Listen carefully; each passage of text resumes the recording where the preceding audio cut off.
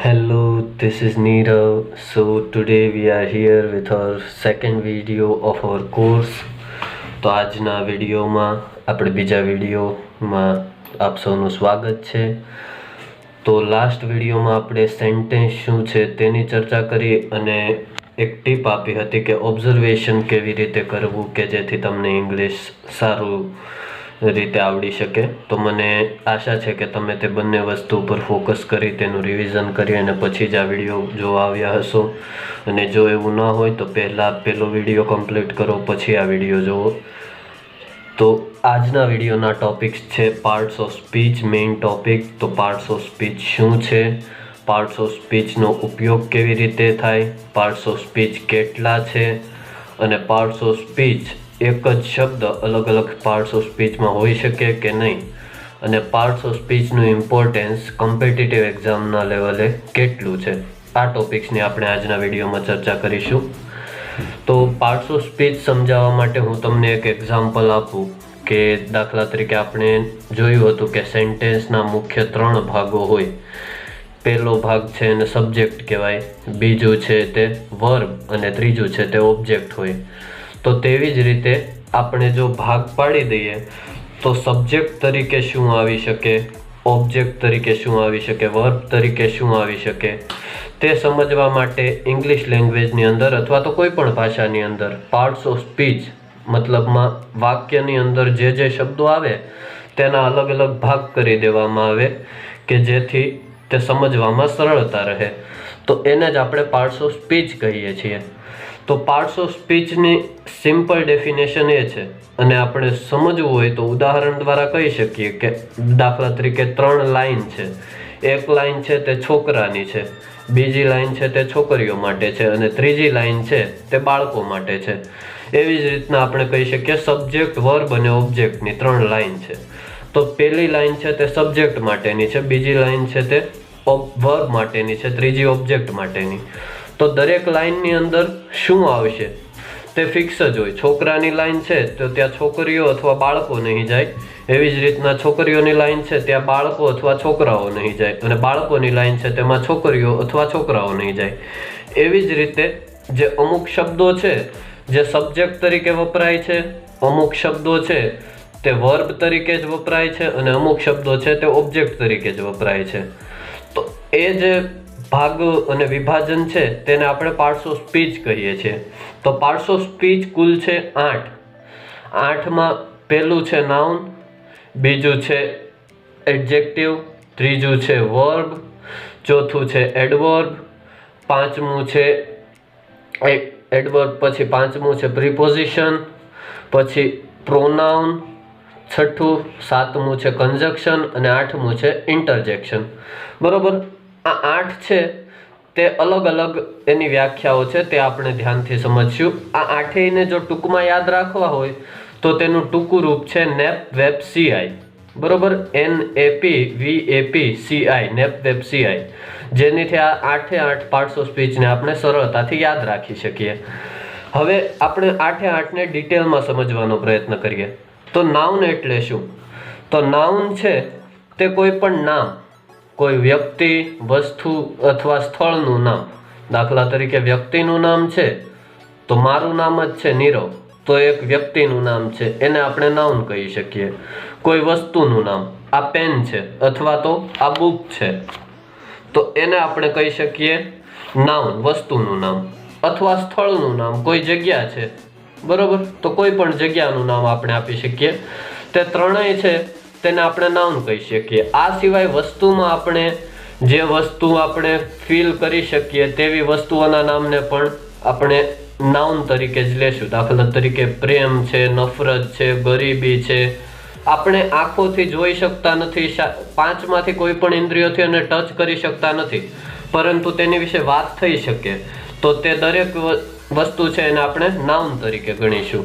નાઉનનું example જોઈએ તો એક સેન્ટેન્સ હું કહું કે ઇન્ડિયા ઇઝ માય કન્ટ્રી. બરોબર, તો ઇન્ડિયા ઇઝ માય કન્ટ્રી, તો ઇન્ડિયા છે એ એક સ્થળનું નામ છે, તો ઇન્ડિયા એક નાઉન છે. એવી જ રીતના India is my country, country, દેશ, બરોબર. તો એક ચોક્કસ વસ્તુ છે એ પણ નાઉન છે. એવી જ રીતના બીજું એક્ઝામ્પલ લઈએ કે નીરવ ઇઝ અ બોય, બરોબર. તો નીરવ છે એક વ્યક્તિનું નામ છે, બોય છે એ પણ ચોક્કસ વ્યક્તિને સંબોધવા માટેનું નામ છે. તો એ બંને વસ્તુ છે એ શું છે? નાઉન છે. નાઉનના અલગ અલગ પ્રકારો આવે છે. આપણે પાર્ટ્સ ઓફ સ્પીચના 8 ભાગોના અલગ અલગ વિડીયો ડિટેલમાં સમજશું, પણ અત્યારે ટૂંકું જે સંક્ષિપ્ત એની વિશે ફક્ત જાણકારી આ વિડીયોમાં આપીએ છીએ આપણે. તો નાઉન શું છે તે સમજાઈ ગયું કે જે વ્યક્તિ, વસ્તુ અથવા સ્થળ દર્શાવતું હોય તેને આપણે નાઉન કહી શકીએ. હવે નાઉન પછી આવે છે એડજેક્ટિવ. એડજેક્ટિવ એટલે વિશેષણ. તો વિશેષણ શું છે? કે જે નામના અર્થમાં કંઈક વધારો કરતું હોય. નામ છે તેને આપણે સમજી ગયા, વ્યક્તિ, વસ્તુ અથવા સ્થળનું નામ. હવે આપણે નાઉનને ઓળખી ગયા, તો નાઉનના અર્થમાં કંઈક વધારો કરે એવો શબ્દ જે હોય એને આપણે વિશેષણ કહી શકીએ. દાખલા તરીકે હું કહું કે રવિ ઇઝ અન ઓબેડિયન્ટ બોય, બરોબર. તો રવિ છે એ એક આજ્ઞાકારી છોકરો છે. તો અહીંયા આજ્ઞાકારી શબ્દ જે છે અથવા ઓબેડિયન્ટ એ છોકરાના શબ્દમાં અર્થમાં વધારો કરે છે. દાખલા તરીકે હું કહું રવિ ઇઝ અ બોય, તો રવિ એક છોકરો છે, પરંતુ રવિ ઇઝ અન ઓબેડિયન્ટ બોય, તો એ આજ્ઞાકારી છોકરો છે. છોકરો તો છે જ, પણ છોકરો કેવો? આજ્ઞાકારી. તો છોકરાના અર્થમાં જે વધારો કરે એ શબ્દને આપણે કહીએ વિશેષણ, અને ઇંગ્લિશમાં એને કહીશું એડજેક્ટિવ. બીજું એક્ઝામ્પલ જોઈએ કે Rakesh is a good boy, બરોબર. પહેલા આપણે કહી દઈએ કે રાકેશ ઇઝ અ બોય, બરોબર. તો રાકેશ એક છોકરો છે, પણ તે કેવો છોકરો છે? સારો છોકરો છે. એમ કેવું હોય? છોકરાના અર્થમાં વધારો કરીને. તો આપણે કહીશું કે Rakesh is a good boy, બરોબર. તો આવી રીતના જે છે એ નામના અર્થમાં વધારો કરે એને આપણે કહીશું વિશેષણ. એની પછી આવે છે પ્રોનાઉન. પ્રોનાઉન શું છે? આપણે નાઉન અને એડજેક્ટિવ સમજી લીધા. હવે જ્યારે પ્રોનાઉન છે એને ગુજરાતીમાં કહેવાય છે સર્વનામ. આપણે વાપરતા તો આવ્યા છીએ, પણ આપણને ખબર નથી કે પ્રોનાઉન શું છે. દાખલા તરીકે હું કહું કે હું નીરવ છું, અથવા આ મારી બુક છે, અથવા કોઈ પણ વસ્તુ, બરોબર. જ્યાં આપણે નામ વાપરવાનું છે એમ પણ હું કહી શકું વાક્ય કે નીરવ નીરવ છે, બરોબર. અથવા આ બુક છે, બુક મારી છે, બરોબર. તો એવી રીતના હું કહી શકું આ બુક છે, આ બુક નીરવની છે. તો જ્યાં નીરવની જગ્યાએ આપણે જે શબ્દ વાપરીએ છીએ એને આપણે કહીએ છીએ પ્રોનાઉન. તો આપણે મારી વાપર્યું અથવા હું વાપર્યું, તો એ શબ્દ ગુજરાતીના પ્રોનાઉન છે. હવે એને જ ઇંગ્લિશમાં કહીએ તો હું કહી શકું કે આઈ એમ નીરવ, બરોબર. હવે મારી જ સામે કોઈ માણસ ઊભો છે, એ પોલીસ ઓફિસર છે, તો હું એમ કહી શકું કે હી ઇઝ પોલીસ ઓફિસર. હવે એનું કોઈ ચોક્કસ નામ હશે, પરંતુ નામના બદલે મેં શું વાપર્યું? હી. તો એ છે એને આપણે કહી શકીએ કે પ્રોનાઉન, બરોબર. બીજું આપણે એક્ઝામ્પલ લઈએ તો શી ઇઝ માય ફ્રેન્ડ. કોઈ છોકરી છે તેના વિશે વાત કરવી હોય તો આપણે શી થી સંબોધન કરીશું એનું. છોકરો છે તો એના માટે હી. આમ નાઉન પ્રોનાઉનના પણ અલગ અલગ પ્રકાર છે, તે પણ આપણે આગળના વિડીયોઝમાં સમજવાનો પ્રયત્ન કરીશું કે તેનો ઉપયોગ કઈ રીતે થાય છે. એની સિવાય NAP પછી આવશે વી, નેપવેબ CIના સૂત્ર મુજબ. તો વી એટલે વર્બ. તો વર્બ શું છે? વર્બ એટલે કોઈ એક્શન અથવા તો સ્ટેટ દેખાડે. એક્શન એટલે ક્રિયા. દાખલા તરીકે હું બોલું છું, અથવા તો હું લખું છું, અથવા તો હું જોઉં છું, અથવા તો હું સાંભળું છું. આ દરેક છે એમાં કોઈ ક્રિયા થતી છે લાઈવમાં, બરોબર. તો એ છે એક્શન છે. અને બીજું છે સ્ટેટ. સ્ટેટ એટલે સ્થિતિ. આ બુક છે, આમાં બુક કોઈ ક્રિયા કરતી નથી. અથવા તો આ ઘડિયાળ છે, તો આમાં ઘડિયાળ કોઈ ક્રિયા કરતી નથી, પરંતુ તેની સ્થિતિ છે કે આ છે. હવે એમ હું કહી શકું કે આ પેન ખુલ્લી હતી, બરોબર, અત્યારે બંધ થઈ ગઈ. તો હવે આ છે એની સ્થિતિ છે, આમાં પેન કોઈ ક્રિયા કરતી નથી, પરંતુ અત્યારે આ પેન ખુલ્લી હતી. એમ ભૂતકાળમાં કોઈ સ્થિતિ આની હતી એ દર્શાવવા માટે, અથવા તો વર્તમાનની સ્થિતિ દર્શાવવા માટે જે શબ્દો વપરાય એ પણ વર્બ છે. તો મેઇન વસ્તુ બે છે. અને ઇંગ્લિશમાં જ આપણે સંબોધન કરવાની ટ્રાય કરીએ તો હું એમ કહી શકું કે ધીસ ઇઝ અ પેન, આ પેન છે, બરોબર. ધીસ પેન વોઝ ઓપન, તો પેલા મેં શું કીધું, વર્તમાન સ્થિતિ દર્શાવવા આ પેન છે. Is pen, this is pen, બરોબર. તો ઇઝ એટલે છે, અને જ્યારે ભૂતકાળમાં દેખાડવા માંગુ કે આ પેન ખુલ્લી હતી, અત્યારે ખુલ્લી નથી, તો ધીસ વોઝ ઓપન, આ ખુલ્લી હતી, બરોબર. તો વોઝ વપરાણું, ભૂતકાળમાં દેખાડવા માટે વોઝ વપરાય છે. એ પણ આપણે વર્બને અલગ અલગ કઈ રીતે વાપરવા એ પણ સમજવાનો પ્રયત્ન કરીશું. અને બીજું કે આપણે એક્શન વિશે, કે કોઈ એક્શન થતી દેખાડવા માટે, તો એક્શન અત્યારે થઈ રહી છે કે હું અત્યારે બોલી રહ્યો છું, તો હું આમ કહી શકું કે I am speaking in English right now, હું અત્યારે અંગ્રેજીમાં બોલી રહ્યો છું. તો I am speaking in English, બરોબર. તો અહીંયા અલગ અલગ શબ્દો અલગ અલગ ક્રિયા માટે વપરાશે. જ્યારે વર્તમાનમાં બોલતા હોય ત્યારે ઇઝ એમ આર વત્તા આઈએનજી દરેક વસ્તુ છે આપણે કાળમાં ડિટેલ્સમાં સમજશું. અત્યારે ખાલી આ એક ઓવરવ્યૂ છે, ઉપર છલું એને વ્યૂ કરીએ છીએ આપણે કે કઈ રીતે ઉપયોગ થશે. પછી આવે છે એડવર્બ, જેમ આપણે નામના અર્થમાં વધારો કરે તેને એડજેક્ટિવ કહીએ છીએ. તેવી જ રીતે જે ક્રિયાપદના અર્થમાં વધારો કરતું હોય એને આપણે કહીએ ક્રિયા વિશેષણ ગુજરાતીમાં, અને અંગ્રેજીમાં એને કહેશું એડવર્બ. તો એડવર્બની મુખ્ય 3 ભાગોમાં છે કે પહેલું છે કે ક્રિયાપદના અર્થમાં જે વધારો કરે તે ક્રિયા વિશેષણ. તો ક્રિયાપદ શું છે આપણે સમજી ગયા કે જે કોઈ એક્શન અથવા સ્થિતિ દર્શાવે એ. તો દાખલા તરીકે હું કહું કે હું દોડ્યો, દાખલા તરીકે ભૂતકાળમાં હું દોડ્યો હોય તો એને હું અંગ્રેજીમાં આવી રીતે કહીશ કે આઈ રેન, બરોબર, હું દોડ્યો. પણ હવે હું એમ કહું કે હું બહુ ઝડપથી દોડ્યો, તો હું શું કહીશ, આઈ રેન ફાસ્ટ, બરોબર, હું ઝડપથી દોડ્યો. તો અહીંયા શું છે કે દોડવાની ક્રિયા તો થઈ, પણ દોડવાની ક્રિયા કેવી રીતે થઈ એ જે શબ્દ દેખાડે એને આપણે કહેશું એડવર્બ. બીજું એક્ઝામ્પલ કે કોઈ એડજેક્ટિવ છે વાક્યમાં, એ એડજેક્ટિવના અર્થમાં પણ જે વધારો કરે એ શબ્દને પણ આપણે કહી શકીએ ક્રિયા વિશેષણ એડવર્બ. દાખલા તરીકે હું એક્ઝામ્પલ આપું કે શી ઇઝ બ્યુટીફુલ, બરોબર, તો તે સુંદર છે. અહીંયા શું છે કે તેના અર્થમાં અથવા નાઉનના અર્થમાં અથવા પ્રોનાઉનના અર્થમાં જે વધારો થયો, બ્યુટીફુલ એટલે એ એડજેક્ટિવ છે. અથવા કોઈ પણ છોકરીનું નામ હોય કે મનીષા ઇઝ બ્યુટીફુલ, બરોબર, તો બ્યુટીફુલ મનીષાના અર્થમાં વધારો કરે છે. હવે તેની જ જગ્યાએ આપણે વાપરીએ કે મનીષા ઇઝ વેરી બ્યુટીફુલ, તો અહીંયા વેરી શબ્દ જે વપરાણો તે છે એ બ્યુટીફુલના અર્થમાં પણ વધારો કરે છે. દાખલા તરીકે મનીષા સુંદર છે, પણ મનીષા ખૂબ જ સુંદર છે. જો ખૂબ જ શબ્દ આપણે ગુજરાતીમાં વાપરીએ અને અંગ્રેજીમાં કહેશું વેરી, તો તે વધારો કરે છે સુંદરના અર્થમાં. તો ખૂબ જ એટલે એને પણ આપણે કહી શકીએ એડવર્બ. એટલે બીજું ભાગ છે જે એડવર્બનો, એમાં આપણે કહી શકીએ કે જે પેલું છે એ કોઈ ક્રિયાના અર્થમાં વધારો કરે, બીજું છે એ કોઈ વિશેષણના અર્થમાં વધારો કરે, એને પણ આપણે એડવર્બ કહેશું. ત્રીજી વસ્તુ છે કે જે કોઈ અન્ય એડવર્બ હોય, વાક્યમાં પહેલેથી કોઈ એક ક્રિયા વિશેષણ હોય અને એના અર્થમાં કોઈ શબ્દ વધારો કરે તો તેને પણ ક્રિયા વિશેષણ. એનો અર્થ એવો થયો કે એક વાક્યમાં એક કરતાં વધારે ક્રિયા વિશેષણો હોઈ શકે. પાર્ટ્સ ઓફ સ્પીચના 8 ભાગ એક વાક્યમાં એક કરતાં વધારે હોઈ શકે, બરોબર. તો બીજું આપણે સમજવાની ટ્રાય કરીએ કે એડવર્બના અર્થમાં વધારો કરે એવું એક્ઝામ્પલ. દાખલા તરીકે હું કહું કે શી કુકડ ફ્લેટ બ્રેડ, એટલે તેણે થેપલા બનાવ્યા. ફ્લેટ બ્રેડ એટલે થેપલા થાય, બરોબર.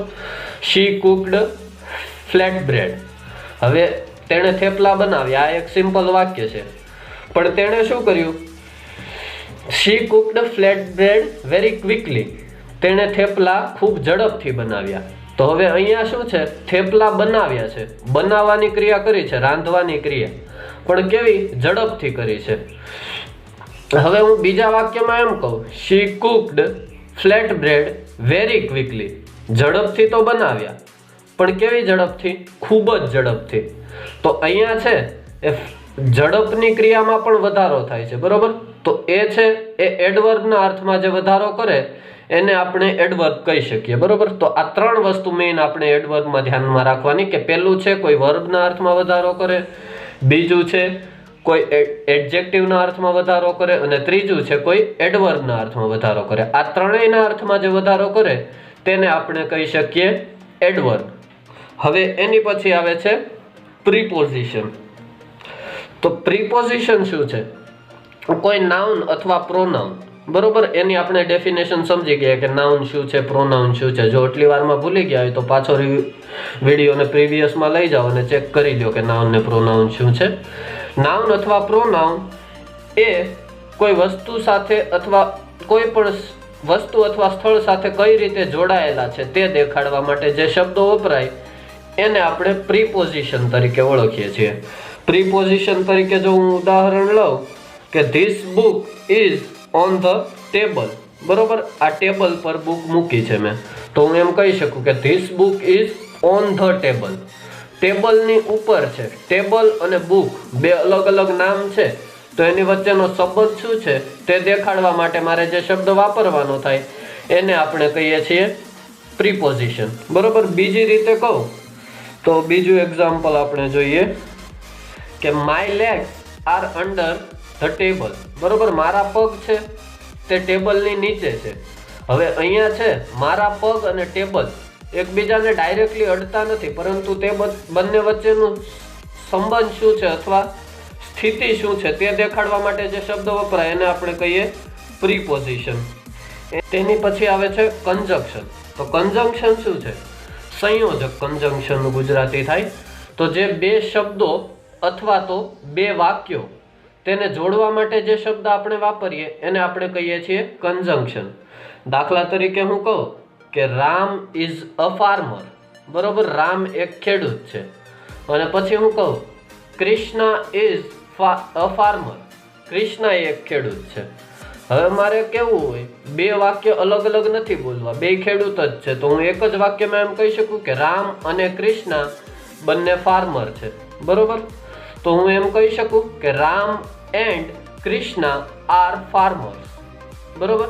તો અહીંયા રામ અને કૃષ્ણાને જોડવા માટે જે શબ્દ વપરાણો એન્ડ એ છે કન્જંક્શન, બરોબર. તો આને કન્જંક્શન કહેવાય. હવે દાખલા તરીકે હું કહું કે હું ખૂબ ઝડપથી દોડ્યો, બરોબર. હવે પેલી ક્રિયા આ થઈ, હું ખૂબ ઝડપથી દોડ્યો તોય બસ જતી રહી, બરોબર, અથવા હું બસ ચૂકી ગયો. હું ઝડપથી દોડ્યો તો પણ બસ ચૂકી ગયો, આ એક વાક્ય બને આનું, બરોબર, ગુજરાતીમાં.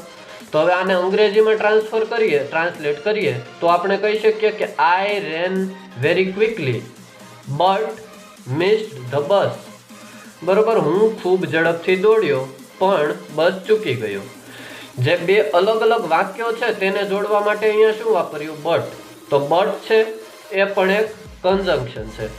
અને છેલ્લે આવે છે આઈ. તો આઈ નું થાય છે ઇન્ટરજેક્શન. ઇન્ટરજેક્શનનું ગુજરાતી છે કેવળ પ્રયોગી અવયવ.